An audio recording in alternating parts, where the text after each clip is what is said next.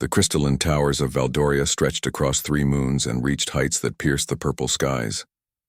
Queen Lyra stood on the highest balcony of her obsidian palace, her silver hair flowing in the artificial wind generated by atmospheric processors. She was beautiful in the way that dangerous things often are, with eyes like polished emeralds and skin that seemed to glow with an inner light. Her empire had stood for 10,000 years, built on the backs of conquered worlds and enforced by the creatures that circled above her head. Ash and Ember were their names, dragons born from the volcanic heart of her homeworld. They were massive beasts with scales that shimmered between black and crimson, wings that could blot out suns and breath that could melt steel. They had been bound to Lyra since they hatched, their minds connected to hers through ancient elf magic that few still understood. When she felt anger, they roared. When she desired destruction, they burned. They were extensions of her will, weapons that kept her subjects in line and her enemies as dust. The queen surveyed her domain with satisfaction. Below her palace, the capital city of Meridian sprawled in perfect geometric patterns. Every building, every street, every monument had been designed to showcase her power. Slaves from 100 worlds worked the mines beneath the surface, extracting crystals that powered her fleet. Servants moved through the palace with heads bowed, terrified of catching her attention. Soldiers stood at every corner, their weapons always ready, their loyalty purchased with fear and gold. This was order. This was strength. This was the only way to rule. The communication crystal on her wrist pulsed with light. General Cade's face appeared in the holographic display, his expression troubled. "My queen, we have detected ships entering the outer system," he reported, his voice tight with concern. "They are primitive vessels made of metal alloys and combustion engines. The technology is centuries behind ours." Lyra raised one elegant eyebrow. "Destroy them." "Yes, my queen, however, there is something unusual. They are broadcasting messages of peace. They call themselves humans from a planet called Earth. They request an audience with you." The queen laughed, a sound like breaking glass. "Humans, I have heard of them. A young species that barely learned to leave their own star system. What could they possibly want from us?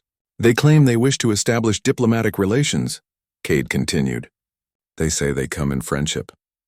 "Friendship," Lyra repeated, tasting the word as if it were something rotten. "There is no friendship between the strong and the weak. Only the conqueror and the conquered. Destroy their ships, Cade, make it quick. I do not wish to waste more time on this." "As you command, my queen." The hologram faded, and Lyra turned her attention back to the city below. Above her, Ash and Ember circled closer, sensing her mood. Their minds touched hers, hungry for violence, eager to prove their worth. She could feel their desire to hunt, to chase these primitive ships through the void and reduce them to atoms. But then something unexpected happened. One of the human ships broke formation. Instead of fleeing from the approaching elf warships, it accelerated toward the capital moon. It was a small vessel, barely larger than a transport shuttle, and it moved with a recklessness that bordered on suicide. The elf defense systems locked onto it immediately, charging weapons that could vaporize it in an instant. Lyra felt a flicker of curiosity, a dangerous emotion for someone in her position. "Cade," she spoke into her crystal, "hold your fire on the single ship approaching my moon. I want to see what these humans are truly made of." "My queen, that is unwise. It could be a weapon, a suicide attack." "I did not ask for your opinion, General. I gave you an order." There was a pause. "Yes, my queen." The human ship descended through the atmosphere, its hull glowing red from friction. It was crude, held together with rivets and welds, smoking from a dozen small fires, but it did not waver. It landed directly in the palace courtyard, crushing a fountain that had been a gift from a conquered king. Steam hissed from its engines as the boarding ramp lowered. Lyra descended from her balcony, her long robes trailing behind her. Ash and Ember followed, landing on either side of the palace entrance with ground-shaking thuds. Their eyes glowed like coals as they watched the human ship. Palace guards assembled in formation, weapons charged and ready. The ramp finished lowering, and a figure emerged. It was a human woman, tall by their species standards, with copper-colored hair that fell in waves past her shoulders. She wore a simple flight suit marked with symbols Lyra did not recognize, and she carried no visible weapons. Her skin was darker than the elf queen's, weathered by a life spent under a harsher sun. But it was her eyes that caught Lyra's attention. They were gray like storm clouds, and they held no fear. The human walked down the ramp with steady steps, Palace guards moved to intercept her, but Lyra held up one hand, stopping them. She wanted to see what this creature would do. The human woman stopped 10 paces from the queen and did not kneel. This alone was enough to earn execution in Lyra's empire. Subjects knelt. Ambassadors knelt.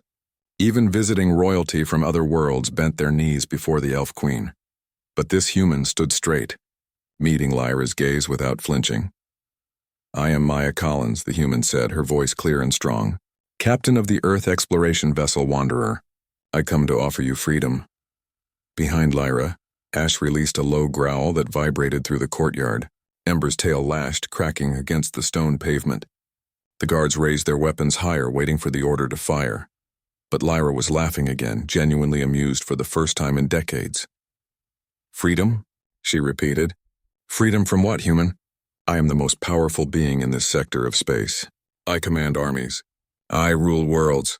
My dragons could reduce your entire fleet to ash with a single breath. What could you possibly free me from?" Maya Collins did not smile, did not look away. "From yourself," she said simply. The courtyard fell silent.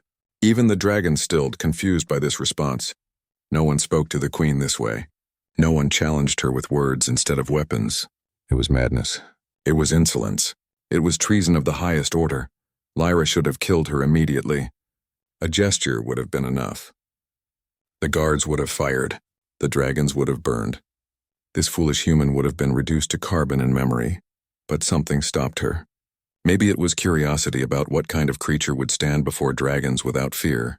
Maybe it was the strange way those storm-gray eyes looked at her. Not with the terror or hatred she was accustomed to, but with something else. Something that looked almost like pity. Or maybe, deep in a part of herself she had buried centuries ago. Lyra recognized truth when she heard it. "Take her to the inner chambers," the queen commanded, her voice colder than the void between stars. "I wish to understand what manner of madness makes a human fly into the heart of an empire and speak of freedom to its queen." The guards moved forward to seize Maya Collins, but the human captain simply nodded and walked between them with the same steady confidence she had shown since emerging from her ship. As they led her away, Lyra caught her gaze one more time. Those gray eyes held something the queen had not seen in millennia.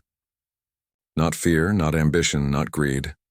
Hope, and for reasons she could not name that terrified her more than any weapon ever could. The inner chambers of the palace were places most subjects never saw and lived to speak about. They were rooms of silk and shadow, where the queen conducted business that required privacy and often ended in screams. Maya Collins walked through corridors lined with treasures stolen from 1,000 conquered worlds, her footsteps echoing on floors made from compressed diamond. The guards flanked her but did not touch her, confused by their queen's orders to treat this prisoner with something resembling respect. They brought her to a chamber overlooking the city, a room with walls of transparent crystal that offered a view of the entire capital. Lyra was already there, standing with her back to the entrance, Ash and Ember coiled on either side of her like living statues. The dragons watched Maya with eyes that glowed in the dim light, their nostrils releasing small puffs of smoke with each breath. "Leave us," Lyra commanded without turning. The guards hesitated, clearly uncomfortable with leaving their queen alone with this strange human, but they knew better than to question her twice. They bowed and retreated, the doors sealing shut behind them with a hiss of pressurized air. For a long moment neither woman spoke. Maya took in the view of Meridian below, the perfect streets and towering monuments, the streams of workers moving between buildings like blood through veins. She saw the beauty of it, the technical achievement, the order. She also saw the chains. "You built something impressive," Maya said finally. 10,000 years of civilization, architecture that defies gravity, technology that bends space. Your ancestors would be proud." Lyra turned to face her, those emerald eyes sharp with suspicion. "You flew across the void to tell me my empire is impressive? Humans are even more foolish than I thought." "I did not say your empire was impressive," Maya corrected gently. "I said you built something impressive." "There is a difference." The queen's expression darkened. Ash growled low in his throat, sensing her irritation. "Explain yourself, human, before I decide that your execution would be more entertaining than this conversation." Maya walked closer to the window, apparently unconcerned by the threat. "A building can be impressive while the foundation is rotten. A machine can be powerful while its purpose is cruel. You have built a civilization that spans moons, but you have done it by crushing everything beneath you. That is not strength. That is fear disguised as power. Fear, Lyra repeated, her voice dropping to something dangerous. You speak of fear while standing in a room with dragons that could cook you where you stand. You lecture me about power, while your entire species is barely capable of crossing their own star system. What gives you the right to judge me? Maya turned to face her fully, and the intensity in those gray eyes made even the Elf Queen pause. I judge you because I have seen what you could be. I have studied your history, Queen Lyra. I know the stories of the child abandoned by her clan, left to die in the wilderness. I know how you survived by eating roots and insects, how you learned to hunt before you could properly walk. I know you bonded with dragon's eggs that hatched in your arms, the only creatures that never betrayed you. I know you clawed your way to power because you promised yourself you would never be weak again. The chamber fell silent. Even the dragons seemed to hold their breath. No one knew these stories. Lyra had erased them from history, killed anyone who remembered her childhood, destroyed every record of the frightened girl she had once been. How? Lyra whispered, her composure cracking for the first time. How do you know these things? Because we spent 3 years preparing for this meeting, Maya explained. We intercepted your communications, decoded your databases, interviewed refugees from your empire. We learned everything we could about you. Not because we wanted to conquer you, but because we wanted to understand you. Understand, Lyra laughed bitterly. You cannot understand. You are human. You live for mere decades, you die from the smallest injuries, you have never known true power. What could you possibly understand about what I have endured? Maya's expression softened in a way that made Lyra uncomfortable. It was not pity exactly, but something close to it. Something that acknowledged pain without judgment. I understand that hurt people, Maya said quietly. I understand that the girl who was abandoned learned to abandon others first before they could do it to her. I understand that the child who was powerless built an empire where she would never feel powerless again. But I also understand that none of it healed you. You are still that frightened girl in the wilderness, Queen Lyra. You have just surrounded yourself with enough weapons and walls that you can pretend otherwise. The words hit harder than any physical blow. Lyra felt something twist in her chest, an emotion she had not allowed herself to feel in centuries. It felt like grief. It felt like recognition. It felt like being seen, truly seen, for the first time since her dragons hatched. You know nothing, Lyra hissed, but her voice lacked conviction. Then prove me wrong, Maya challenged. Show me that you are more than your trauma. Show me that you can choose something other than fear and control. Why? Lyra demanded, her composure crumbling further. Why do you care? What does it matter to you what kind of ruler I am? Your people could simply avoid my empire. Stay in your own corner of space. Why risk your life to come here and speak these words? Maya smiled for the first time since landing, and it transformed her face into something beautiful. Because 3 years ago, we intercepted a transmission from one of your mining colonies. It was not an official communication. It was a lullaby. A mother singing to her child in a language we did not recognize. It took our linguists months to translate, but when they did, we learned that she was singing about freedom. About a dream of skies without masters. About hope that someday someone would come and break their chains. She took a step closer to Lyra, close enough that the queen could see the flecks of blue in those gray eyes. I am here because I heard that song, Maya continued. I am here because I believe that even the cruelest empires are built by people who are capable of change. I am here because when I looked at your history, I did not just see a tyrant. I saw someone who survived the unsurvivable. Someone strong enough to build an empire, which means you are strong enough to change it. Lyra wanted to rage, to order the dragons to burn this infuriating human to ash, but she could not deny the truth in Maya's words.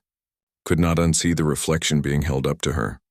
Could not unhear the echo of that lullaby, sung by mothers she had enslaved, speaking of freedoms she had stolen. What would you have me do? Lyra asked, and her voice sounded small even to her own ears. Release my slaves? Disband my armies? Tear down everything I have built?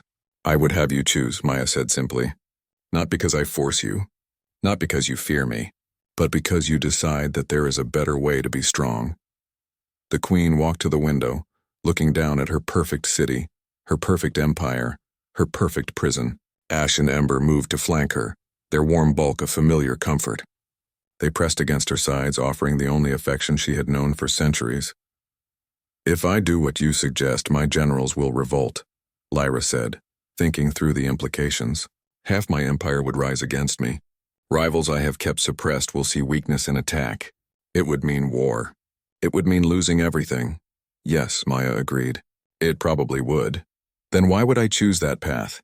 Maya came to stand beside her at the window, looking out at the same city with different eyes. "Because losing everything you have built on suffering might be the only way to discover who you are without it. Because the girl in the wilderness survived without an empire, which means you can too. And because somewhere deep down I think you are tired of being afraid." Lyra closed her eyes, feeling tears threaten for the first time in millennia. The human was wrong about so many things, but she was also right about the one thing that mattered. The queen was tired. So tired of fear, of cruelty, of the endless work of maintaining power through terror. Tired of being alone except for dragons who loved her only because magic made them. Tired of watching sunsets over cities she had conquered but never truly built. Tired of being strong in all the wrong ways. "Stay," Lyra heard herself say, surprising even herself. "Stay in the palace. Let me see if what you believe is possible. Let me see if a queen can become something other than what fear made her." Maya's smile was like sunlight breaking through storm clouds. "I was hoping you would say that." The weeks that followed were unlike anything Valdoria had ever known. Maya Collins did not act like a prisoner, nor did she behave like a guest. She simply existed within the palace as if she belonged there, moving through corridors with the same confidence she had shown landing her ship. The servants whispered about her. The guards watched her with suspicion. But no one dared question her presence because the queen had commanded it.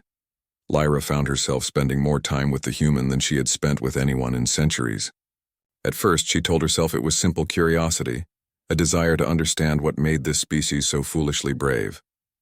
But slowly, she had to admit it was something more. Maya spoke to her without fear, challenged her without malice, and looked at her with eyes that saw beyond the crown and the power. It was uncomfortable. It was unfamiliar. It was terrifying, and Lyra could not stay away. One morning, the queen found Maya in the palace garden, sitting beneath a crystal tree with ash and ember curled around her like enormous cats. The dragons, who had never shown affection to anyone but Lyra, were pressing their massive heads against Maya's hands, rumbling with contentment as she scratched behind their scales. "They like you," Lyra observed, trying to keep the jealousy from her voice. "That should not be possible. They are bound to me through magic. They should want to kill anyone who approaches without my permission." Maya looked up with a gentle smile, her fingers still working along Ember's jaw. "Maybe they are tired of having no choice about who they can trust. Maybe they appreciate that I do not command them. I simply offer them kindness." The words stung because they were true. Lyra had never thought to simply be kind to her dragons. They were weapons, tools, extensions of her will. The idea that they might want something as simple as affection had never occurred to her. "You make everything sound so simple," Lyra said, settling onto a bench across from the human, "as if kindness and freedom can solve problems that have existed for thousands of years." "I never said it was simple," Maya corrected. "I said it was better." "Those are different things. Show me then," Lyra challenged. "Show me what your better way looks like in practice." Maya's eyes lit up with something that might have been excitement. "Come with me. There is something I want you to see." She led Lyra through the palace and down into the lower districts, places the queen had not visited in decades. They walked past checkpoints where guards snapped to attention, through markets where vendors fell silent at the sight of their ruler. Maya guided them deeper into the city until they reached the residential sectors where the workers lived. Cramped apartments stacked on top of each other like boxes. They stopped outside a small dwelling and Maya knocked gently on the door. A woman answered, her face pale with fear when she saw the queen. She immediately dropped to her knees, her whole body trembling. "Please," Maya said softly. "We are not here to punish anyone. May we come in?" The woman nodded, too terrified to speak, and led them into a tiny apartment that housed what appeared to be her entire family. A man sat in the corner, one leg missing below the knee, the result of a mining accident that Lyra vaguely remembered hearing about months ago. 3 children huddled together on a sleeping mat, their eyes wide with fear. "What are your names?" Maya asked gently, kneeling to the children's level. The mother hesitated, glancing at Lyra for permission. The queen nodded stiffly, curious where this was going. "I am called Nira," the woman whispered. "This is my husband Cal and our children Lena, Jax, and Mira." "It is nice to meet you," Maya said warmly. "I wanted the queen to see how you live. Would you mind telling her about your days?" Nira looked terrified, clearly convinced this was some kind of test that would end in execution. But Maya's gentle presence seemed to give her courage, and slowly, haltingly, she began to speak. She told them about working 16-hour shifts in the crystal mines, breathing in dust that burned her lungs. She spoke of her husband's accident, how the overseers had simply left him to bleed because stopping production to help him would have cost too much time. She described her children's hunger, how the rations provided barely kept them alive. She talked about the fear that permeated every moment of every day, the knowledge that any mistake could result in punishment or death. As Nira spoke, Lyra felt something cold settling in her stomach. She had known on some level that her empire was built on suffering, but knowing in the abstract was different from sitting in this tiny apartment, seeing the fear in these children's eyes, watching this woman struggle to find words that would not get her killed. "Why do you stay?" Lyra found herself asking. Why not rebel? "Why not fight back?" Cal, the injured husband, laughed bitterly. "Fight back with what, my queen? We have no weapons, no training, no hope. You have dragons. You have armies. We have nothing but our fear and our exhaustion. And yet you survive," Maya interjected gently. "Despite everything, you still sing lullabies to your children. You still find moments of joy. You still hope for something better." Nira looked at Maya with an expression of desperate gratitude, as if the human had finally given voice to something she had felt, but never dared to speak. They left the apartment shortly after, climbing back toward the palace in silence. Lyra's mind churned with thoughts she had suppressed for centuries. Ash and Ember, who had followed them through the lower districts, pressed close to their bonded queen, sensing her distress. "You wanted me to see that," Lyra said when they reached the gardens again. "You wanted me to look at the cost of my power." "I wanted you to see that your subjects are not numbers or resources," Maya replied. "They are people with names and dreams and children. They are exactly what you would have been if you had not found those dragon eggs. They are you, before power gave you the luxury of forgetting." The truth of it hit Lyra like a physical blow. She had been that child once, hungry and afraid, powerless against a world that did not care if she lived or died. She had promised herself she would never be powerless again. But in keeping that promise, she had become the very thing that would have destroyed the child she had been. "What would you have me do?" Lyra asked, and this time there was no defensiveness in her voice, only genuine uncertainty. "Start small," Maya suggested. "Free the miners first. Give them a choice about whether to stay and work for fair pay, or leave and build lives elsewhere. Provide medical care for people like Cal. Make sure children like Lena, Jax, and Mira have enough to eat." "My generals will say I am weak," Lyra protested. "They will say I am losing control." "Then they misunderstand what real strength is," Maya said firmly. "Any tyrant can rule through fear. It takes no special skill to make people obey you when the alternative is death, but to earn loyalty through fairness, to build something that people choose to be part of rather than fear to leave, that requires true strength." Lyra looked down at the city spread below them. Seeing it with new eyes, she saw the beautiful architecture built by slaves, the perfect streets patrolled by soldiers who existed only to enforce her will, the monuments to her power that celebrated nothing but fear, and she saw how small it all was compared to what it could be. "I will need your help," Lyra admitted, the words difficult to force out. "I do not know how to rule any way other than through fear. I do not know how to give people freedom without losing control entirely." Maya's smile was radiant. "That is because you are still thinking like a ruler who needs to control everything. What if instead, you thought like a leader who trusts her people to make their own choices?" "I do not trust anyone," Lyra said flatly. "I know," Maya replied.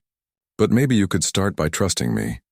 The Elf Queen looked at this human who had flown across the void to offer freedom to someone who had never asked for it. This woman who sat with dragons and spoke to slaves and challenged queens without fear. This impossible, frustrating, confusing creature who looked at Lyra like she could be something more than what fear had made her. And for the first time in 10,000 years, Lyra made a choice based not on strength or strategy or survival, but on something far more dangerous. Hope. Very well, she said. Show me how to be the kind of queen who deserves an empire rather than one who simply took it. Maya reached out and took her hand, her human warmth startling against Lyra's cool skin. I will show you something better than that, Maya promised. I will show you how to be the kind of person who does not need an empire at all. The first edict came as a shock to the empire. Queen Lyra, who had ruled with an iron fist for 10,000 years, announced the immediate emancipation of all mining slaves. They would be offered wages for their work, medical care for their injuries, and the freedom to leave if they chose.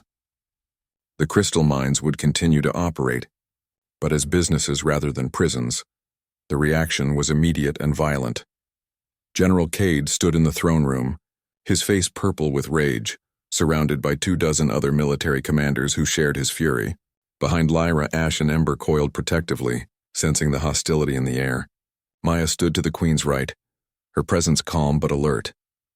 This is madness, Cade shouted, his composure completely shattered. You cannot simply free the slaves. The entire economy will collapse. Our power is built on their labor. Without them, we have nothing. Without them, we have the opportunity to build something better. Lyra replied, her voice steady despite the pounding of her heart. We have the chance to create an empire based on choice rather than coercion. Choice, Cade spat the word like poison. The strong do not give choices to the weak. The strong take what they want and crush anyone who resists. That is how you built this empire, my queen. Or have you forgotten? I have not forgotten, Lyra said quietly. That is precisely why I am changing it. The general's hand dropped to his weapon and instantly the throne room erupted into chaos. Half the guards moved to defend the queen while the other half hesitated, torn between years of loyalty and their agreement with Cade's words.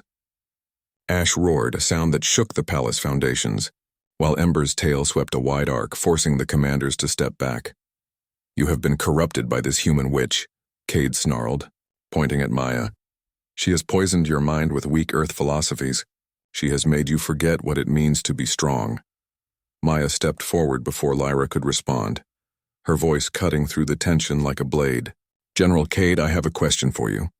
You speak of strength and weakness, but tell me, what is stronger? An empire held together by fear, which collapses the moment that fear wavers, or an empire held together by loyalty, which grows stronger with each generation? Fear is reliable, Cade shot back. Loyalty is a fantasy. People follow power, nothing more. Then you are weaker than I thought, Maya said calmly, because you cannot imagine earning something without forcing it. The insult hung in the air like smoke. Cade's face twisted with fury, and he drew his weapon fully, a plasma rifle that hummed with deadly energy. I challenge you, human. You speak of strength, let us see if you can back up your words. No, Lyra commanded, stepping between them. I will not allow. It is fine, Maya interrupted gently, touching the queen's arm. I accept. What happened next would become legend throughout the empire. Maya Collins, armed with nothing but a combat knife she borrowed from a guard, faced General Cade in the palace courtyard. Hundreds of soldiers gathered to watch, expecting to see the human woman cut down in seconds. Cade was a veteran of 1,000 battles, enhanced with cybernetic implants that made him faster and stronger than baseline soldiers. The fight lasted less than a minute. Maya moved like water, flowing around Cade's attacks rather than meeting them head-on. She used his own momentum against him, redirecting his strikes and exploiting the openings created by his aggression. When he lunged with his plasma blade, she sidestepped and kicked his knee, disrupting his balance. When he tried to grab her with his enhanced strength, she twisted out of his grip and struck pressure points that made his arm go numb. In the end, she had him on his knees with her borrowed knife pressed against his throat, barely breathing hard while he gasped for air. Strength is not about how much force you can apply, Maya said loud enough for all the watching soldiers to hear. Strength is about adapting, learning, choosing the right moment to strike and the right moment to show mercy. Your general forgot that. Do not make his mistake. She released Cade and stepped back, offering him her hand to help him up. He stared at it with a mixture of humiliation and confusion, then slowly, hesitantly accepted. The watching soldiers erupted into murmurs, their worldview shaken by what they had just witnessed. But not all of them were convinced. That night, Cade vanished from the palace along with half the military command. Within days, intelligence reports confirmed Lyra's worst fears. The general had fled to the outer colonies and declared himself emperor, claiming the true queen had been compromised and that he would restore the empire to its former glory. He controlled half the fleet, several mining worlds, and thousands of loyal soldiers who believed in the old ways. Civil war had begun. Lyra stood in her war room, staring at holographic displays that showed rebel ships gathering near the border. Maya stood beside her, studying the tactical situation with the practiced eye of a military officer. Ash and Ember lounged nearby, their eyes glowing with anticipation of battle. "I am losing my empire," Lyra said softly, "just as you predicted." "You are transforming your empire," Maya corrected. "That was always going to hurt. Half my fleet is gone. My mining operations are in chaos because freed slaves do not know how to be free. My remaining generals question my every decision. And now Cade is coming with enough firepower to reduce this moon to rubble." Lyra's voice cracked slightly. "Perhaps I was wrong. Perhaps fear was the only way after all." Maya turned to face her, taking both of Lyra's hands in her own. "Listen to me. What you are doing is hard. It is the hardest thing anyone can do, changing who you are and what you have built. But look at what has already happened. The freed miners, once they understood they truly had a choice, most of them chose to stay and work for fair wages. Production has actually increased because people work harder when they are treated with dignity. The families in the lower districts are starting to hope again. Children are singing in the streets. Children will not stop Cade's warships," Lyra pointed out bitterly. "No," Maya agreed. "But the people who heard about what you did, the people who see you trying to be better, they will. You think you are losing your empire, but you are gaining something more valuable. You are gaining people who fight for you because they want to, not because they fear you." As if summoned by her words, the war room doors opened. Nira, the woman from the lower districts, entered hesitantly along with dozens of other former slaves and servants. They carried improvised weapons and wore mismatched armor, looking nothing like professional soldiers. "My queen," Nira said, her voice stronger than it had been in her apartment. "We heard that the general is coming. We heard that he wants to return us to chains. We do not want that. We want to fight." Behind her, the crowd murmured agreement. They were miners and servants and farmers, people who had never held weapons before. They were weak by military standards, untrained and ill-equipped, but their eyes burned with something Lyra had never seen in her professional soldiers. Purpose. "You will die," Lyra said bluntly. "Cade has trained soldiers, advanced weapons, and ships that can bombard from orbit. You have kitchen knives and anger. It is not enough." "Then teach us," Nira replied simply. "You have the human who defeated the general in single combat. You have dragons. You have knowledge. Teach us to fight, and we will show you what free people can do when they defend what they have chosen." Lyra looked at Maya, saw the pride shining in those gray eyes, and felt something shift inside her chest. These people were not her subjects anymore. They were not her slaves or her servants or her soldiers. They were people who had made a choice. And perhaps that was worth more than any empire built on fear. "Very well," Lyra said, straightening her shoulders. "Maya, begin training them. Use any resources you need. Ash, Ember, we will need you to fly reconnaissance and prepare for battle." The dragons rumbled their agreement, already rising to their feet. "General Cade wants war," Lyra continued, her voice gaining strength. "He wants to prove that the old ways are superior, that fear and power are all that matter. We will show him something different. We will show him what happens when a queen stops taking and starts earning. We will show him that freedom is not weakness." She looked at the crowd of volunteers, at Maya who believed in her, at the dragons who loved her. "We will show him that hope is the strongest weapon of all." The war came to Valdoria with fire and thunder. General Cade's fleet emerged from hyperspace in overwhelming numbers, their weapons charged and their intentions clear. They broadcast a simple message to the capital moon: surrender the corrupted queen and the human witch or be destroyed. They gave Lyra 1 hour to comply. She gave them her answer with dragonfire. Ash and Ember launched from the palace, their wings spreading wide enough to cast shadows over entire city blocks. They flew at the head of Lyra's remaining fleet, smaller in number but burning with purpose. Behind them came ships crewed by former slaves who had chosen to fight, by soldiers who had decided their queen was worth following, by people who had discovered that freedom was something worth defending. Maya had trained them well. In the weeks leading up to the battle, she had taught them tactics that emphasized speed over strength, adaptation over brute force. She had shown them how Earth's military forces, despite being technologically inferior to most alien species, had survived through cleverness and determination. She had given them hope that being outgunned did not mean being defeated. The battle was chaos. Ships exploded in brilliant flashes that lit up the void. Plasma cannons tore through hulls. Fighters danced between capital ships like insects, deadly and quick. And through it all, 2 dragons flew with riders on their backs, something that should have been impossible but had become reality. Lyra rode Ash while Maya rode Ember, the 2 of them coordinating attacks with a precision that spoke of hours spent practicing together. The dragons breathed fire that melted enemy armor.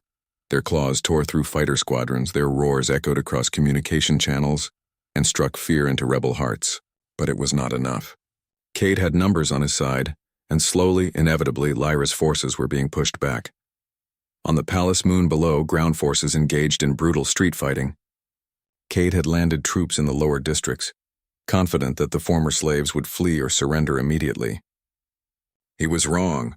Nira led a squad that held a crucial intersection for 3 hours against overwhelming odds, using knowledge of the city's tunnels to outmaneuver professional soldiers. Cal, despite his missing leg, coordinated supply lines that kept ammunition flowing to the front lines. Children too young to fight ran messages and provided reconnaissance, their small size allowing them to move unseen.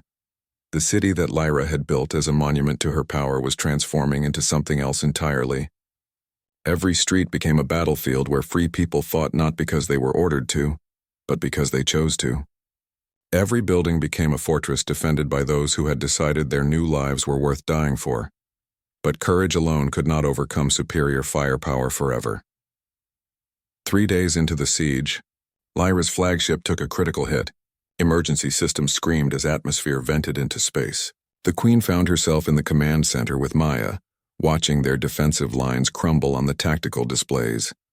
"We are losing," Lyra stated, her voice hollow with exhaustion. Cade was right. Freedom is not enough. We needed fear to hold this together. Maya grabbed her shoulders, forcing the Elf Queen to look at her. "You are not losing because you chose freedom. You are losing because Cade has more ships. That is logistics, not philosophy. Do not let him convince you that cruelty is strength." "What difference does it make?" Lyra asked, feeling tears threaten for the 2nd time since meeting this impossible human. "My people are dying. My city is burning. Everything I tried to build is being destroyed." "Then we make sure their sacrifice means something," Maya said fiercely. "We make sure that even if we lose this battle, the idea survives. The idea that people deserve choice, that empires can be built on something other than fear. That change is possible." Before Lyra could respond, Ash and Ember burst through the damaged hull, having abandoned their patrol to reach their bonded queen.